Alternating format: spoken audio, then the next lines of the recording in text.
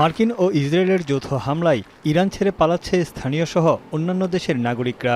যুদ্ধের মাত্র 2 দিনেই তেহরান ছেড়েছে 1 লাখের বেশি মানুষ। বোমা ও ক্ষেপণাস্ত্র হামলার মুখে প্রাণ বাঁচাতে আর্মেনিয়া ও আজারবাইজান সীমান্ত হয়ে উঠেছে তেহরান ছাড়ার সবচেয়ে নিরাপদ রুট।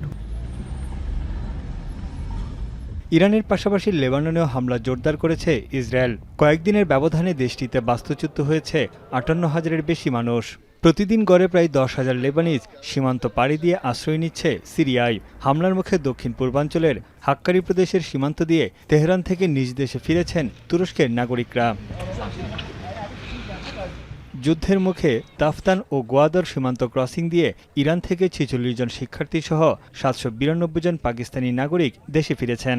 এমন অবস্থায় যথাযথ কাগজপত্রের অভাব থাকলেও সীমান্ত ক্রসিংয়ে বাধা দেওয়া হচ্ছে না। পাকিস্তানে ফিরে তেহরানের ভয়াবহ অভিজ্ঞতার কথা তুলে ধরেন তারা।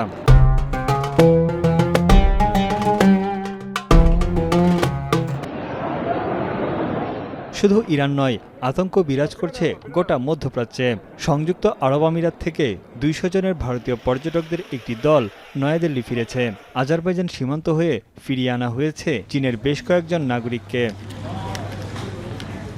এদিকে নেদারল্যান্ডস, বেলজিয়াম, লুক্সেমবার্গের শতাধিক যাত্রী নিয়ে ওমান থেকে একটি বিমান বুধবার অবতরণ করে আমস্টারডামে।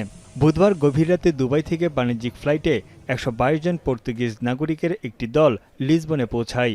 এছাড়া ওমান থেকে একটি সামরিক বিমানে করে 171 জন নাগরিককে দেশে ফিরিয়ে এনেছে স্পেন সরকার। মধ্যপ্রাচ্যের বিভিন্ন দেশ থেকে বুলগেরিয়ার নাগরিকদের ধাপে ধাপে ফিরিয়ে আনার পদক্ষেপ নেওয়া হয়েছে।